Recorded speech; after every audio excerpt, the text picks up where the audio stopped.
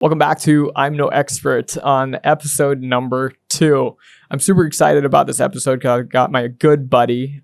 He's the founder of CrossFit Ceylon and Ceylon Functional Fitness, as well as he's a professional golfer and a 3-sport national athlete. Am I tooting your horn enough? Welcome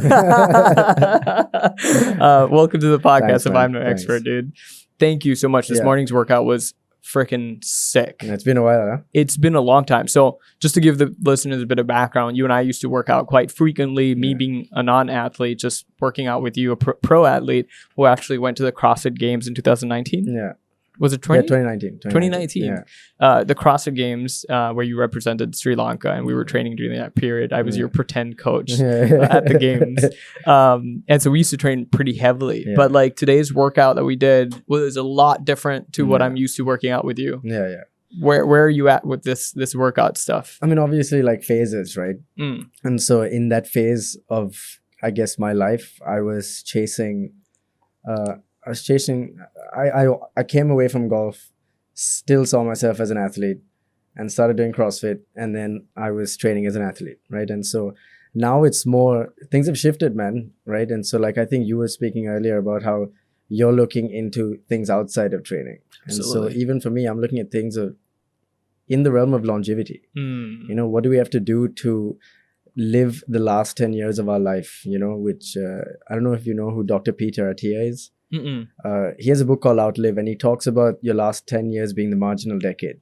Interesting. Like, what's the quality of your last 10 years? And so what are you doing right now to improve the quality of your last 10 years? And so I think everything that I'm doing right now is revolving around, I know now I'm 35, man, you know, and so you start thinking, okay, 10 years ago I was 25, 10 years from now I'll be 45, you know, and a lot has happened in the last 10 years and a lot will happen in the next 10 years.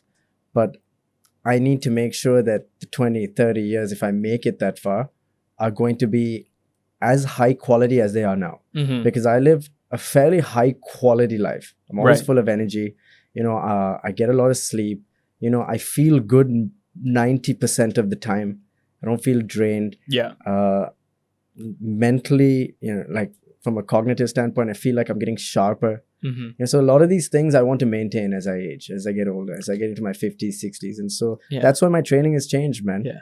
Explain to me, like, because we live in South Asia. Like, I have the privilege of going back and forth, and you've lived in Dubai. And when we're living in South Asia, like Sri Lanka specifically, when we talk about high quality diets and things like that, we're thinking like grass-fed meat, like all the time. You have the access, and that's great in the Western and like in the Middle East.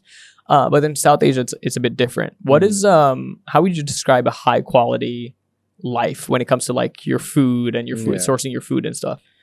That's a good question, man. I mean, I think there's a notion that we do not have high quality foods here, but I would argue that a lot of the food that people consider high quality in the Western world is mostly sourced from places like this, you know? And so when people in Sri Lanka say they don't have access to health or healthy foods, like in quotations, I don't see it that way. I understand that there is a difference between free range eggs and grass-fed beef and all of that stuff, but I don't think the difference is of a high enough magnitude to have such a huge difference in outcome. Absolutely. You know? I 100% agree with you, because it's all to do with the process, right? Like I could buy a potato and I could do it how the Americans do and just cut it up and fry it, and that's a potato.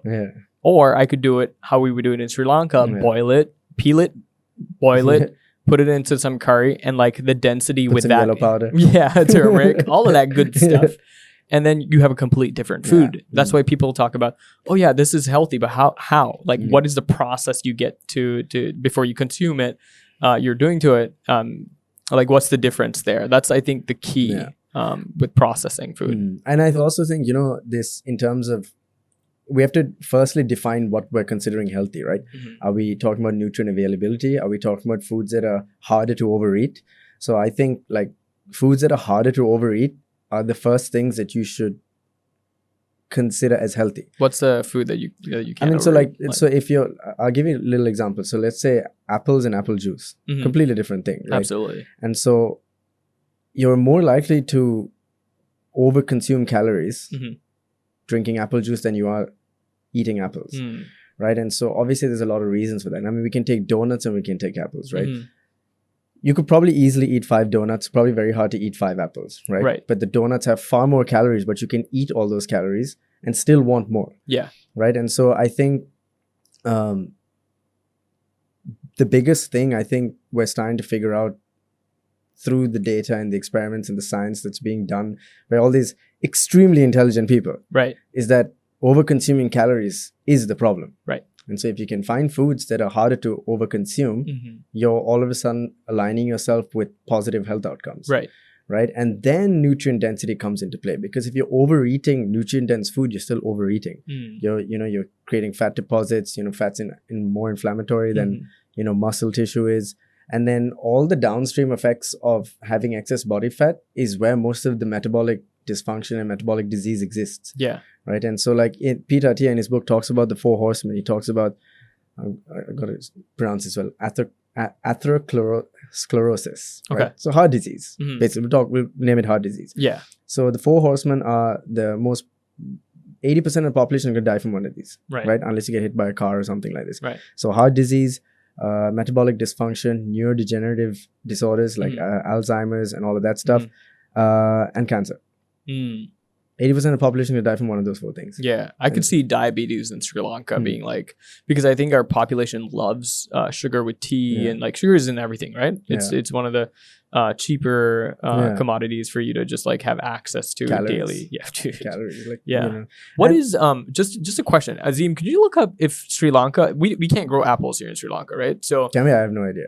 I don't think the climate's right. Maybe not. I'm pretty sure every apple that you see in the store is actually, this is true. Imported. Yeah. I'm pretty sure. And then, like, think about the carbon footprint, and like, is it really worth for you to eat an apple all the way from? You'd have to do it through greenhouses. Yes. Yeah, you'd have to build greenhouses, and I think there are people doing that right now. Yeah, they're building these greenhouses to make their own vegetables and fruits and all of that stuff. That's so but smart. I don't know the technicalities of it. I don't know I don't know anything about farming or anything about.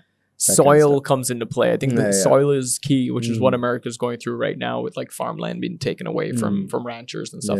It's a whole thing. But going back to what you were talking about with like and Azim, please feed or let us know when you find out the fact about the apples. So actually, it's mostly grown in North America, Europe, and only parts of Asia.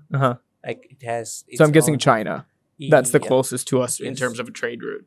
So I think our apples come from China. Yeah.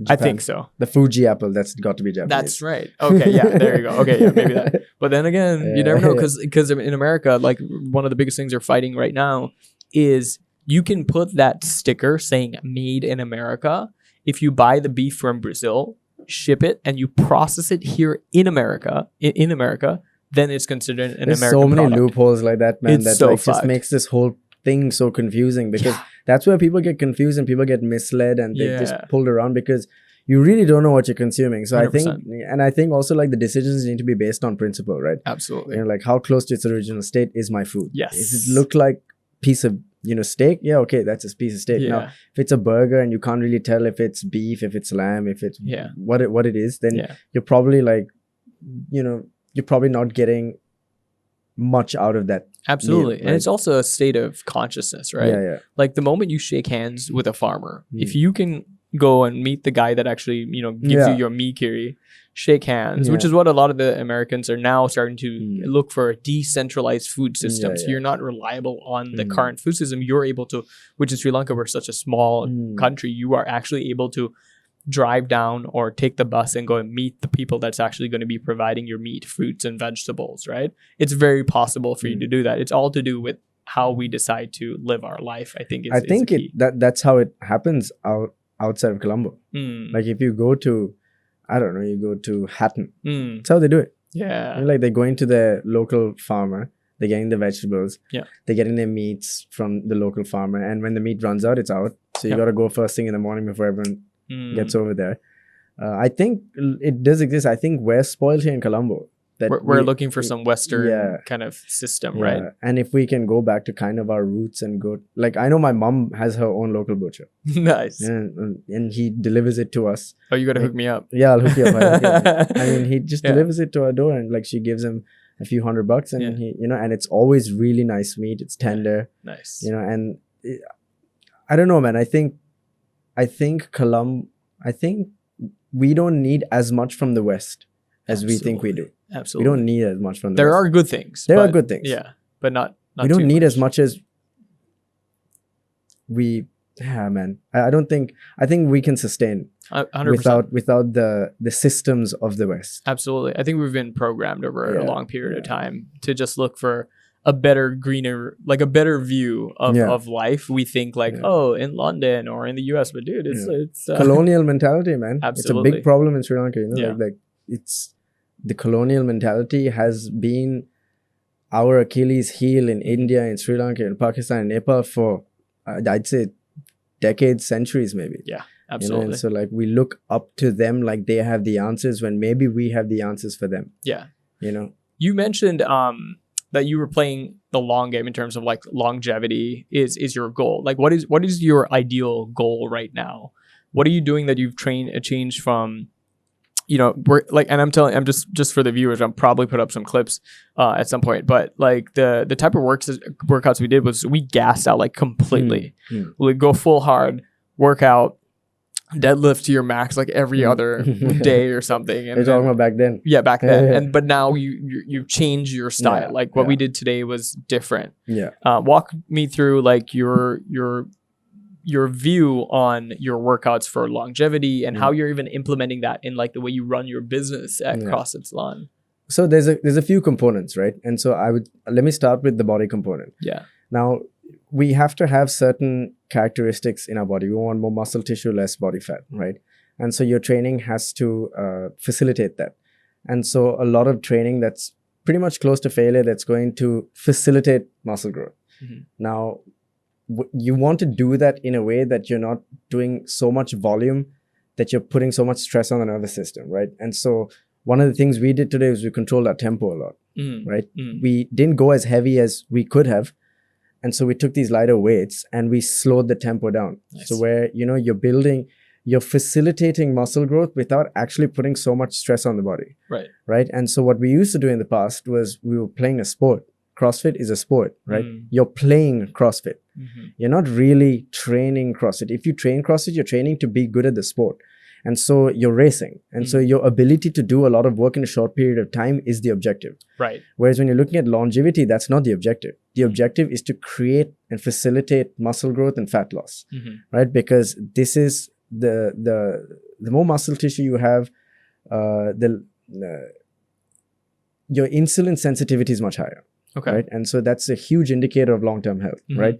Because the moment you become insulin resistant, the domino effect starts, right? Type 2 diabetes is the catalyst for all of health, right? And that's where, like we're starting to see this, and a lot of like I said, the people that are so much smarter than us are telling us these are the precursors.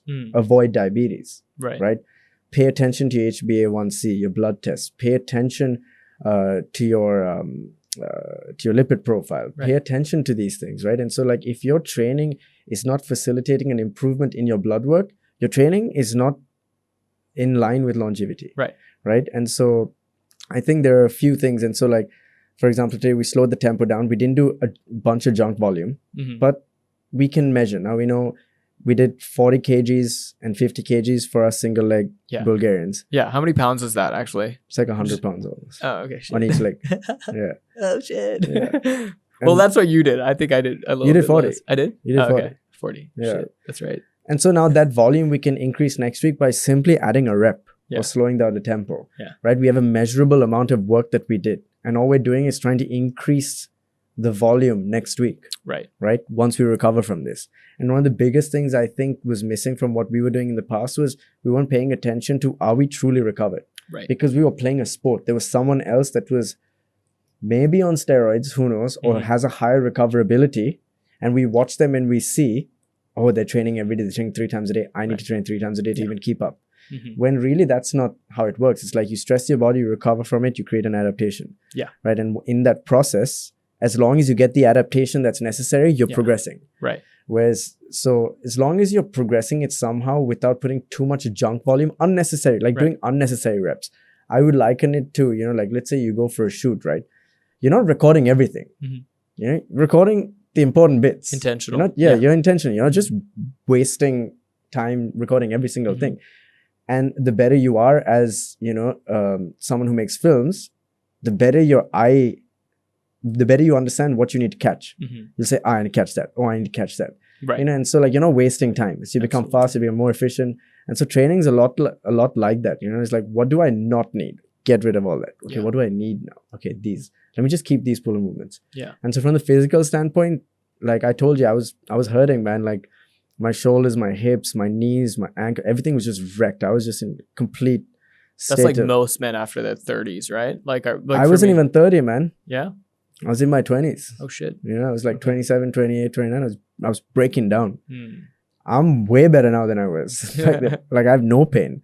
Like I might have the odd shoulder pain because I had a dislocation once, but then it's not perpetual, And so, and my energy, man, like my energy is like on a different level now. I could go all day. People talk about, oh, you got to take, 30-minute break, work for 30 minutes, take a break. I don't need, I can go 4 or 5 hours just locked in. Nice. And so that never used to be the case. Nice. And so I think from once you manage the volume, you said that today. You said, I don't feel broken. I feel like I can go work now. That's the whole point of training. Absolutely. It's supposed to be a catalyst for everything else. Right. It aids you. Yeah. It serves you as opposed to you kind of like going all out and just like feeling gassed by the end of the day. You mentioned lipid profiles and like getting yourself measured and seeing where you're at. Well, how would you do that in Sri Lanka? So there's a bunch of places you could do it on. You can go to a bunch of different hospitals. I know. So I go to Vida. Okay. Vida is a place. It's on Deal Place. It's close by. Okay. And basically they do home visits. You could go to their clinic. You can get your blood test done there. So what do you need to look for? You need to look for like your lipid profile. So just do the full blood count. So you get your HbA1c, which is like your 90-day blood sugar test. Right. Obviously, they'll get your fasting blood sugar. Then you get your ECG. Then you get your lipid profile. Then you get your thyroid, your thyroid and your TSH and all that's that. important for most women as well, right? For men as well. Really? For everyone. Okay. Testosterone, right? And so if you can get a full blood count and you do it, I do it like every 6 months. They say do it every year, every 2 years or whatever. I just do it whenever. Finding your next nutrient-dense meal is really tough when you're on the road or you're working really long hours during filmmaking season or whatever it is that you're doing. KION has been with me since day one with its essential amino acids or its whey protein. I'm feeling great 100% while I'm on the road. So if you want to check him out, hit him up on KION.com. The link is in the description below, or use the coupon code Jason plus KION for your goodness on your next basket. Would it be a goodness basket? It's a goodness basket. KION.com. Because it's kind of... Why do you do 6 months? Is it? Just because I want to know. It's like, people are addicted to checking their weight. I'm a bit addicted to checking my blood work. I just want to know, like, okay, what's my... So, like, every now and then I'll do... My mom has, like, her blood glucose monitor. I'll prick and, And the obsession started with the Whoop, man. When I started monitoring my heart rate, when I started monitoring my HRV, now there's body temperature, respiratory rate. Like, I knew I had COVID before I had COVID because my respiratory rate just went through the roof. Interesting. Like 2 days before, I'm like, whoa, what the hell's going on? Like, my Whoop is your gateway drug. Yeah, it was. It was like the catalyst. And then I started doing blood work, and then I saw all these weird things, and I had to get consultation with doctors. They were telling me get on this medication, that medication. I'm like, whoa. Yeah. No. And the problem with that is that the medical institutions or the medical world really don't understand where, let's say, someone like me and you is coming from. We are already in tune with a lot of things. Right. We're coming to you for guidance, not in the aspect of how to live our life. Right. Right. Like, read me these numbers and tell me what they mean. That's really what I want to know. And so what I realized was that I wasn't getting that from the medical community. I had to go out and find it on my own. Like, what is LDL, HDL, and triglycerides? Right. Like, what do they mean? Right. And what is their function? Why are they important? And what constitute dangerous numbers? Right. Dangerous levels. Right. And so there's so many mixed, like, over here, it's almost like, oh, your LDL's high. Take this medication. Take some statins. Yeah. Like, isn't there like another intervention before we go there? Is that stage one? Right. Shouldn't stage one be something else? Shouldn't be like dietary intervention? You didn't ask me anything about my food. Yeah. What about working out and walking? What about my sleep? You didn't ask me anything. You're telling me to go on statins. Shouldn't this be like final intervention? Like, shit, there's nothing to do. Let's go there. Yeah. And so like it was irritating at first, but then I realized this is how medicine works. And so Peter Attia is someone who was in the medical field, and he stepped out because he realized all these things. Right. And so he defines it as medicine 1.0, medicine 2.0, and medicine 3.0. Medicine 2.0 is reactive. Medicine 3.0, which is what he's trying to kind of purport forward, is proactive. So you stay in tune with what's going on. Right. You know your numbers. Right. You know your diet. You know how your sleep habits are. You know what kind of training you're doing. Right. Right. You know how you are facilitating better health and staving off the 4 horsemen, which is heart disease, cancer, metabolic dysfunction, and neurodegenerative disorders. You know, so those are like, most of us are going to get one of those 4 things. It's just when are we going to get them, and how debilitated are we going to be when we get them? Because we're most likely going to die from them. And so it's interesting. Once I got into that once I started thinking of it along those lines, I could not see another way to train. I just don't see another point of training. Yeah. You know? Because it's more, I like that you had shifted, as your purpose in training has shifted, because it's not just about being the best at a specific sport. Yes, maybe in a certain time of your life that's super important because that's like your goal, but it's also bringing a community of people with you, being able to function well with your family, being able to just operate like a really healthy person overall, holistically. 100%. And that's a cool place to start my next question. Like, how do you think that you, with your shift from training as like this pro athlete now that's still also running an amazing gym in Colombo, CrossFit Ceylon, how has that impacted the community that you commune with? Everything's changed, man. Everything. The way I coach changes. The way I program changes. What I talk about has changed. You know, like, as I have changed my views, so has kind of almost, I would say that the way we operate the business has changed. Because most people, that's what they're looking for. They're looking for health, performance, aesthetics. Everyone wants to primarily come to be healthy, right? They may have come in to look good, right? Which is most people, right? Yeah, and that's the starting point. Yeah. That's your gateway. But then, okay, can you achieve that? Like, you know, if I stay in this shape for the rest of my life, I'll be fine. You know, I've not achieved this high level bodybuilder physique. I'm not way overweight, right? I fluctuate between like maybe 16% body fat and like 10% body fat. I'm always in that area, right? And it's very easy for me to stay there. I could stay there. So like the aesthetic thing's done now. If I want to like go a step higher, I could. But then from a performance standpoint, you know, I can back squat like 160 if you gave me like a month and a half. If I did like a build 5 up to it. Yeah, I could, like, in 6 weeks I could build up to a 160 kg squat. Right. I could probably do a 265 kg squat for like 15 reps. And so like from a performance standpoint, the margin, you've reached a point of diminishing returns. More than that is really pointless. Right. Unless I'm aiming for some sort of competition. Right. You know, like, and so if I can do that, I can maintain that for the rest of my life. Going to be pretty good at 50, 60 if I can like back to 225 to 15. Right. And so the marginal utility is just not, your return is not as high. Right. You've reached pretty much the pinnacle. Right. And then everything came down to, okay, now it's like, hell, like, that's the long game. This is the thing that actually matters, because aesthetics and performance is going to lead you to this final thing, which is, how is the rest of my life going to be? Am I going to be functioning optimally? Am I going to be out of pain? You know, which is my biggest issue.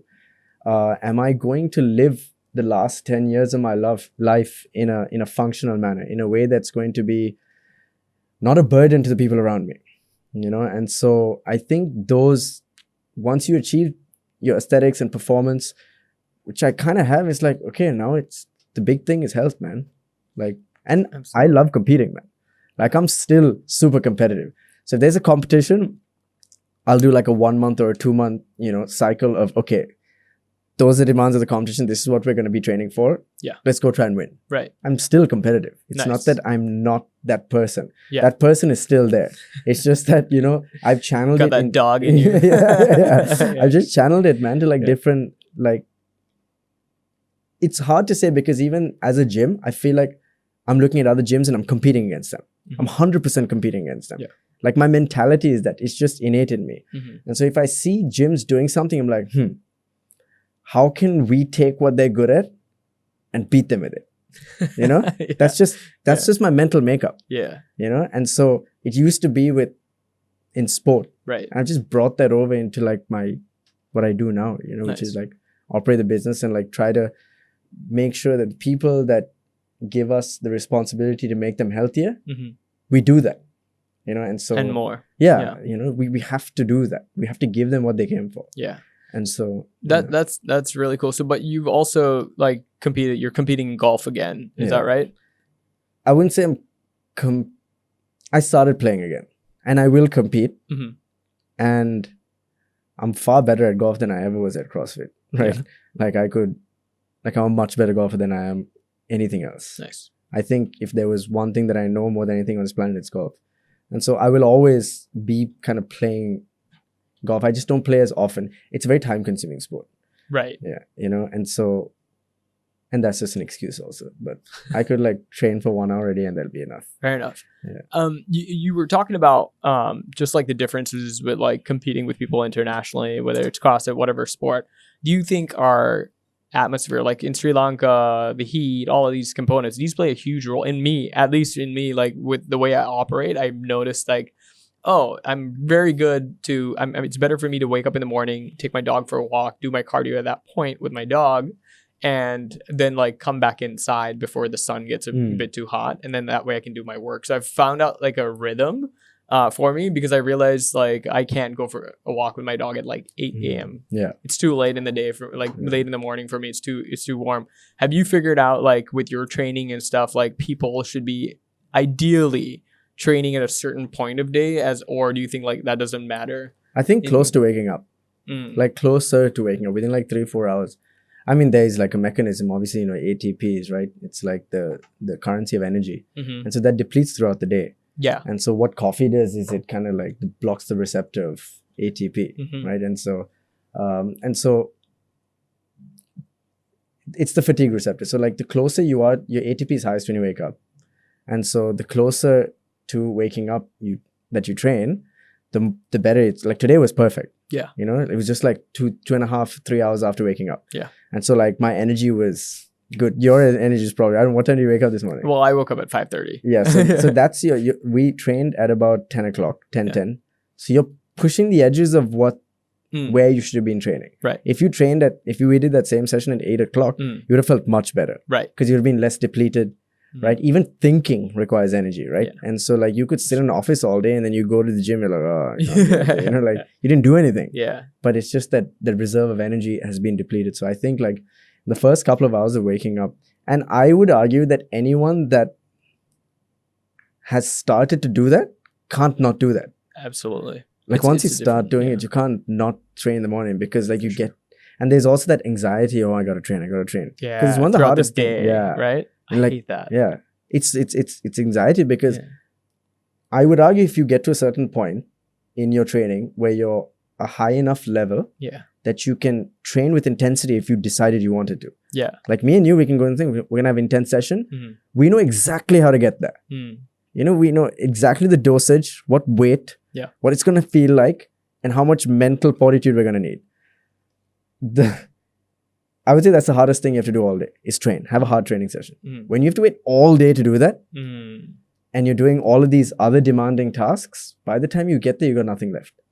Right? That's so like, good. You know, so if you just wake up in the morning, get that out of the way, it's like, whew, all right, clean slate, let's go. Yeah. What do I have? Nothing's going to be as hard as that. Yeah, because there's always that that morning crowd and evening crowd. There's a separation, right? And I've understood, because I've done both. I've done the evening, but you're right. There's this anxiety that builds up, like, oh, I need to get out of the office or wherever you're at, or at the house, to get to that place, because you're constantly thinking about that this is the component that I need in my life to be healthy, look good, et cetera, et cetera, et cetera. And so, yeah, I just don't think that's like, but some people make it work. I don't know how that is for, like you were saying, for longevity, what that does to a person, but morning sessions have been very fruitful. Like I remember, dude, like getting ready, like in terms of purpose, like I did my first hunt with a bow. You put a video on that, didn't you? Yeah, I did. I saw that. Well, it's for this documentary we were doing called Origin, and that's coming out in 2025. I trained pretty much for like 7 to 8 months, just shooting a bow running like a half marathon every other day and just like building up. Like this was ridiculous training because I just had to get to a point where I won't be tired Half marathon every day? Every other day. Every other day. So that I don't like shoot the shit when I'm drawing my bow and like this animal is standing in front of me. I want to be able to give it like a quick death. So I didn't want to be that person that like is tired by the time you find the animal. And I realized like, because people tell me this is what you need to do if you're going to like go the hard route, like the Cameron Haynes, like these guys like do like a marathon a day. That's like a whole different league.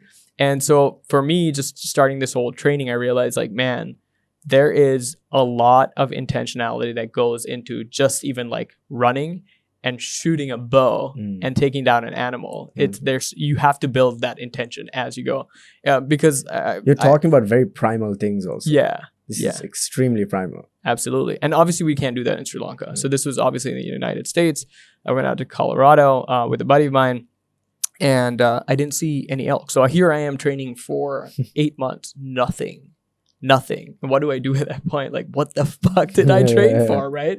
Like that was like my thought. Like I was just like inside, I was just like, what the hell was all of this for? And I'm seeing other people like shoot with their gun. They're able to like get an elk, and like in the place that I was, there was just nothing.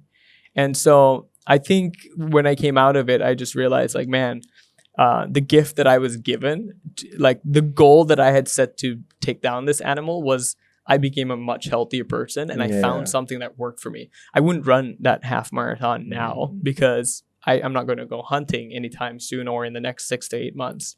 But it taught me that setting that goal in my life was able to help me build a very intentional program for myself. And it worked out pretty well. Dosage is important. Like you're talking about, like I couldn't run that marathon for a long period of time, right? The dosage of your stress is so important. It's something we were talking about, like I didn't understand back in the day. And there's not only physical and physiological, there's physiological things that happen and psychological things and emotional things that happen when you beat your body down. Like you don't see those things. You don't necessarily feel them right away, but they're slowly depleting you. And so if you're constantly putting stress on your body, like let's say running, it's cool that people are doing it. But the average person can't look at that and say, I'm going to do it. You just can't. It's not necessarily healthy. These people that are doing it, there's one of two things, or both of these things are at play. They're genetically gifted and they have a genetic predisposition to be able to do this, or they've trained a long time to adapt to get to this point, or they have a bit of both. And the environment, right? Like what we're talking about, like if I did the same training in Sri Lanka, I'd be gassed in a week. I'd be like, I can't do this. In America, like I have access to like certain nutrients, like things that I like quick fixes. I'm able to recover a lot faster. I step out of the house in Sri Lanka, I'm like, I'm drained because like I'm constantly sweating. I'm losing weight really fast. And so I think like that global context is very important as well. Like I can't do what a Cameron Haynes would do here. That's impossible. But then again, you see the Vadas like back in the day, and you're like, oh shit, those guys used to hunt. I also think there is no Cameron Haynes has a lot of social support. Absolutely. You do that in Sri Lanka, no one gives a shit, man. That's true. No one gives a shit what you do. You know, like it's not important. People have much bigger problems here. You know, like literally they're talking about vegetable prices. They don't care if you're running a marathon. That's true. They don't care. In America, they're at the stage in their existence where, you know, they have to find things to kind of be, not to be proud of, but they need challenge. Right? Because everything's covered. They don't have to think about like, where's my next meal? Well, certain people don't have to think about where my next meal is going to come from or like the quality of my food because you do have the option of choosing that. It's a different stage of existence. Absolutely. Like honestly, if Cameron Haynes came and he went to Ratnapura, like, who's this guy? Why are you running so much? Absolutely. Why are you doing all this? What's the point? Just go home. You know, they wouldn't be proud of that. They wouldn't even see any value in it. You know, and so that's I also think if, let's say, as an economy, as as just a country, if we elevated ourselves to a point where we were, let's say like Singapore, like the big talk in Sri Lanka is, Singapore was Singapore wanted to be like Sri Lanka, and now Sri Lanka wants to be like Singapore, right? Like if we were at least at a level where Singapore is, we could do that. There'd be people doing it. Yeah. Like paying rent wouldn't be such an issue. Getting fresh water wouldn't be such an issue. Getting vegetables to eat wouldn't be an issue. The basics of eating meat wouldn't be an issue. To some people, that's not basic, but to me, I think it's an absolutely necessary thing you need to do. And so I also think like the social support and like the not just the physical environment, but the social environment around people. The demand, yeah, right? Because I think why Haynes and like the people are like these athletes that have found their niche or niche. I don't know. It's one of the two. You can find the numbers there because they're constantly looking out for it. But in Sri Lanka, but I do believe that Sri Lanka can eventually get to that place because we do have like phenomenal athletes that cycle from the top of the country to the south and nobody gives, like you said, gives a shit. No like one it's cares. just like no one cares. Like this person just rode their bike around the whole country. I don't think people understand or can conceptualize even like what the hell that means and how it feels or what it takes mentally for someone to do that and physically. You know the guy that climbed the Sri Lankan guy that climbed Everest, Johan? Yeah. He did the Peko Trail just by himself.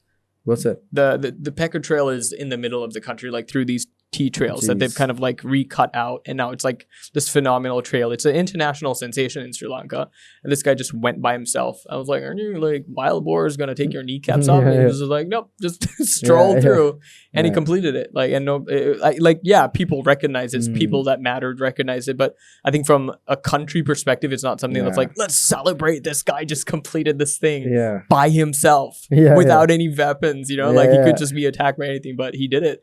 And I think the celebration was very, very minimal because it's not a priority for people. But it's Sri Lanka is changing a little bit, at least from Colombo and then spreads out. Because everything starts in Colombo and kind of spreads out. Yeah. Right? And so like I think one thing that has spread out into many different walks of life is fitness. It's training. People are understanding like you have to train. You got to lift some weight. You got to build some muscle. You got to have a good physique. A good physique is not just about looking good. It's a representation of the health of your body. Right? You are functioning optimally. You don't have to do blood tests and all that. But if you have low body fat, decent amount of muscle, and you can run a mile pretty quickly, run a 5K pretty quickly, and be able to do it again tomorrow if you have to. Absolutely. Like these are signs that you're functioning on a pretty high plane, right? Absolutely.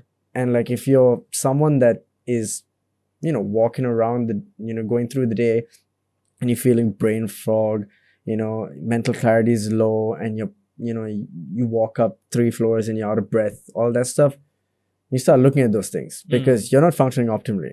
Like the fact that our conversation is so much sharper right now because we trained a couple of hours ago. Like we're pinging, like our brains are just firing on all cylinders. That's right. And we can go another 3 hours on this podcast and keep chatting about stuff all the way for 3 hours, and we wouldn't have any shortage of mental clarity or creativity or cognitive function depleting, right? We're just gonna be sharp the whole time. That's purely because of how we've gone through the day, the behaviors that we've set in place, good habits, and how do we make that like happen every day for an average person? You can weaponize training and nutrition and sleep. Nice. I like that. Weaponize it. That's because cool. I would argue that the people like if I sleep 8-9 hours a day, I've had my training sessions and I'm eating really well and I'm doing my mindfulness practices, I'm doing some sort of meditation and I'm calm, I'm focused, I'm doing all these things, and there's this guy that doesn't do any of that stuff. He's, brain fog or whatever. And we have to go into an interview or we got to pitch something. We'll crush this guy. There's no chance. There's no chance. Like he has about 5 minutes of mental clarity before he's like, he can't focus anymore. Whereas this person that's taking care of their sleep, their nutrition, their training, they're doing some sort of meditation, whatever, whether it's prayer, whether it's, sitting in a dark room, whether it's guided meditation, whatever, do something to, quiet the mind and stay focused, build your ability to stay focused on the task. And if you're doing all these things, you've weaponized this human body. The person that's not doing it is in a huge disadvantage to you. Absolutely. That's awesome. I like how you put that. I'm gonna make that the next tagline for this episode. Weaponize yourself. Weaponize your health. Weaponize your. That's good. But yeah, I think we're almost running out of time, but this was great, and we should definitely do this again. My last thing to you is Sri Lanka is definitely a destination. You do have a gym in Colombo, in the center of Colombo. Fantastic facility. There's other facilities around the country as well. Are you ever looking at like making this like a destination for people to come down and like work out on the beach? But because there are people kind of doing that right now, right? I mean, I can't talk about anything right now, but something's happening. Something's happening. Shit, Something's dude. happening. Okay, that's awesome. Something's definitely happening. That's exciting. Yeah, it's in the pipe. Like next year, in the next few months, next podcast we have, I'll spill the beans. Nice. Okay. It'll be released. But yeah, fitness tourism is a huge thing. Right. I'll say that. Like fitness tourism is a huge thing. And I think more people need to be brought. Like I look at Bali, I'm like, we could do that. Absolutely. 10 times better. Like, come on. 100. We're cheaper. I think we're cheaper. I don't know. We're not cheaper than Bali, but we have more to offer. Like you get more bang for your buck. Yeah. For sure. I just think we can. I look at that. I'm like, we could do that. We can do that better. Easy. And so I'm thinking, fitness tourism is huge. I think a lot of people want to come to Sri Lanka. Yeah. A lot of people are coming to surf.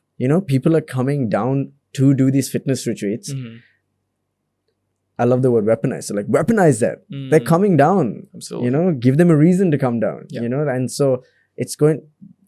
I don't know much about economics. I don't know much about the financial state or stock markets or how the economy runs or how I don't know much of that. Mm-hmm. But I know if people want to come down to the country and you can make money off of them, and they're coming in, they're getting this experience, they love it, they go back, next time they bring their friends, I think we're going to get out of this shit pretty quickly. Yeah. If we incentivize people to want to come to Sri Lanka. Yeah. A lot of what has happened in the last 3 years is people just didn't want to come to Sri Lanka. Yeah. But there were people messaging me from the States, like old friends, and from Dubai. I'm like, hey, how's Sri Lanka? I'm like, dude, there's nothing. It's cool. He's like, oh, the news is saying that all this and that. I'm like, no, just come down. Yeah. And so like now that people are coming down, we need to just open the floodgates and let them come in, right? 100%. And so I think people love coming to Sri Lanka to go on holidays or whatever. Yeah. Fitness tourism is huge. And I think that should be one of the things that we need to take advantage of as a country, as a nation, if we're going to bring money in. Like I said, I don't know much about economics, about, the financial state of governments and how they make them. I don't know nothing about it. But I know if you want to come, you got provide the a platform. Yeah. Provide a platform for them to come. Absolutely. So how can people find out more about you on social media? What's your handles? I've got 2 social medias. So I got my personal one. Yeah. Okay. So just look for Andy Andrews. Okay. Or Andy Salem Andrews, Salem. And then CrossFit Ceylon, on Instagram, CrossFitCeylon.com. Nice. We're doing newsletters now. We're just trying to. So all of these things that we talk about, as I learn, we just try to relay it out to people, let them know. You're not gatekeeping information. You're just pushing it out there. It's going to come out anyway. Yeah. You might as well tell everyone. Absolutely. There are no secrets, right? That's the best way to do it. And I hope people that actually, that's the information that you're pushing out, whether it comes through your gym, comes out through your newsletter, whatever it is, through your platforms, that there is some sort of accreditation to the people that they get it from. And there's this sense of honor. It's the same thing I wish for our industry in the film component as well. I would end it like this, right? I would say none of what I say is my idea. Right. Right. It's all borrowed. It's all coming from someone way smarter than me. Yeah. Right. And so all I'm doing is I'm listening to these people, trying to apply it to my life, and then relay the information. Right. I think I think for coaches and people in the industry trying to like make a name for themselves, they're trying too hard to be the originator of something. You don't. You can just copy everything. Say, listen, this really smart genius Andrew Huberman, said to try it, and I tried it and it worked. This god Huberman, Have you seen his and then you're like, okay, I should really listen to this guy. He knows what he's doing because he looks like that. And he hasn't I think that's the first time we've seen him shirtless. I looked at him, I was like, that's some AI shit, man. Bro. And so he's Professor Hulk. Basically. And so there's him, there's Peter Attia, there's Joey Munoz, there's so many dudes out there that are extremely high IQ guys who have disconnected from these core kind of medical fields or whatever it is, and come out and said, listen, we're trying to bridge that gap between these people and you. We're going to help you figure that out. Yeah. And so they're bridging that gap, and so like we just have to listen when people much smarter than us talk. And absolutely. Brother, this has been awesome. It's good to connect again and see you. But yeah, do give us subscribe on, if you're watching us on YouTube, if you're listening to us on Spotify, give us a follow, help support the channel. We'll be having plenty of awesome guests on the show in 2024, and we look forward to connecting with more folks and giving you this amazing information that they have to provide. So thank you for listening, and we'll catch you guys later. Thanks, bro. Cheers, bro. Yeah, awesome. Just in time for the bus. Did you guys hear the bus? Yeah, I heard the bus.